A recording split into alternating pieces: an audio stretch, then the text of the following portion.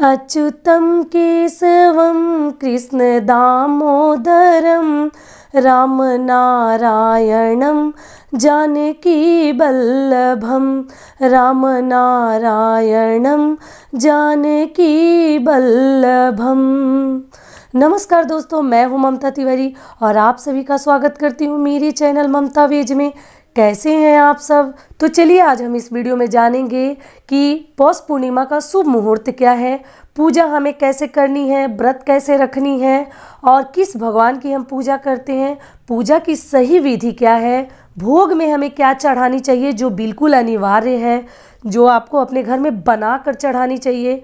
तो इन सभी महत्वपूर्ण बातों को हम जानेंगे और कौन से महत्वपूर्ण कार्य उस दिन करने चाहिए पौष पूर्णिमा के दिन। तो आप बने रहिए मेरे साथ मेरे चैनल पे। अगर वीडियो पसंद है तो प्लीज़ आप मेरे चैनल को सब्सक्राइब कर दीजिए, बेल आइकन को प्रेस कर दीजिए, जिससे मेरे वीडियो के नए नोटिफिकेशन आप तक सबसे पहले पहुँचे। तो चलिए शुरू करते हैं। पौष माह में शुक्ल पक्ष की पूर्णिमा का विशेष महत्व है। इस पूर्णिमा को पौष पूर्णिमा कहा जाता है।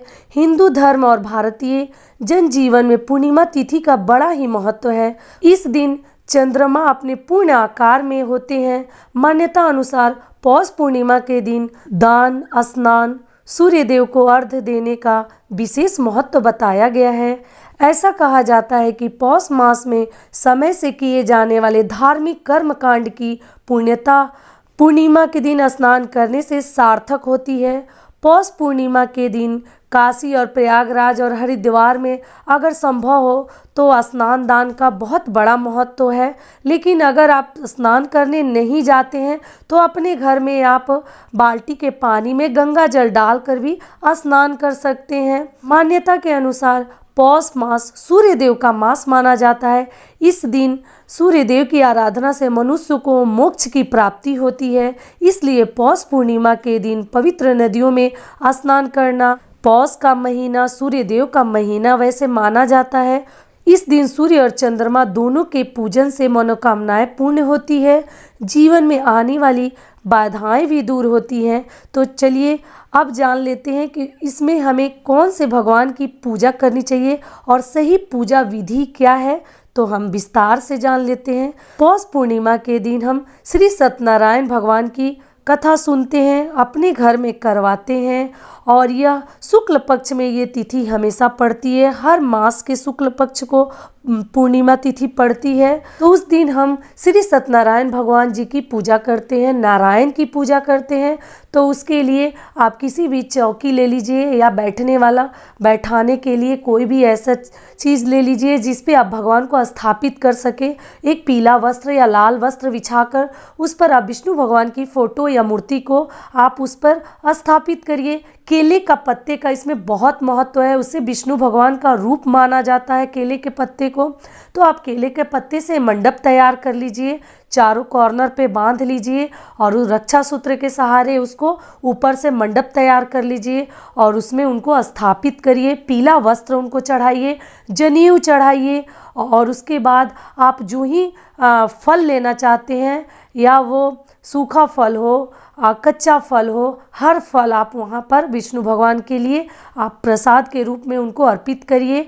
और आटे से बनी हुई प्रसाद उनको बहुत अधिक प्रिय है, तो वो भी मैं आपको बता देती हूँ। एक मोटी सी रोटी बना लीजिए, उसमें गुड़ के साथ उसको छोटे छोटे रोटी के टुकड़े कर लीजिए और गुड़ के साथ मिलाकर मैश कर लीजिए, जिसको हम चूरमा के नाम से भी जानते हैं। तो इस तरीके से आप प्रसाद तैयार करिए।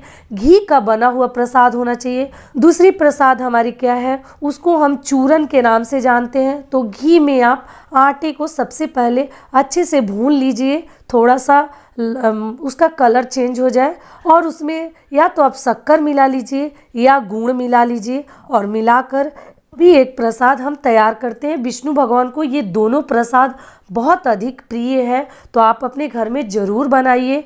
और कथा या तो आप खुद पढ़िए या पंडित जी को बुलाकर उस दिन कथा कहवाने का बहुत बड़ा फल मिलता है।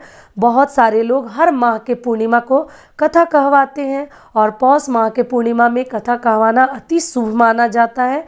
तो आप ज़रूर करवाइए अपने घर में। और या तो आप खुद भी पढ़ सकते हैं अगर आप पुस्तक रखे हैं तो। अगर नहीं करवाते हैं तो उस दिन आप श्री सत्यनारायण भगवान की कथा अवश्य सुनिए, उससे भी आपको बहुत अधिक फल मिलता है, मनोवांछित वर मिलता है हमें। और हमें कथा होने के बाद आरती करनी चाहिए और हवन करनी चाहिए। तो पूरे परिवार को हमें थोड़ा सा उपवास रखना चाहिए जब तक कि हम हवन न कर ले। पूरे परिवार को हवन एक साथ करनी चाहिए और हवन करने के बाद आप वहाँ पर अपने आस पड़ोस के लोगों को भी ज़रूर आमंत्रित करिए और कथा कहिए और सुनिए और सुनाइए लोगों को। और पूर्णिमा के दिन ब्राह्मण को भोजन करवाना अति शुभ माना जाता है। अगर आप भोजन नहीं करवाते हैं, उनके भोजन के बराबर आप उनको चावल, आटा और भी सामग्री उनको दीजिए। दान दक्षिणा देने का बहुत अधिक महत्व है। आप चाहें तो उनको एक वस्त्र भी दे सकते हैं।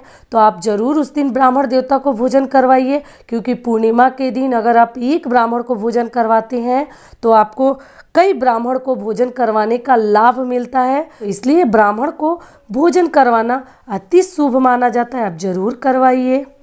सभी को प्रसाद वितरित करिए। जो ही जल आप पूजा में प्रयोग में लाए हैं उस जल को अपने पूरे घर में आप छिड़काव करिए। और तुलसी पत्ता बिल्कुल मत भूलिएगा उस दिन विष्णु भगवान को चढ़ाना, क्योंकि तुलसी पत्ता से विष्णु भगवान बहुत अधिक प्रसन्न रहते हैं। तो इस तरीके से हम उस दिन पूर्णिमा व्रत को मनाते हैं। और हवन सामग्री को अच्छे से जल जाने दीजिए। और आरती होने के बाद, पूजा समाप्त होने के बाद एक बार जोर से जयकारा लगाना चाहिए, सत्यनारायण भगवान की जय। और चलिए अब मैं आगे बता देती हूँ कि इसका शुभ मुहूर्त क्या है।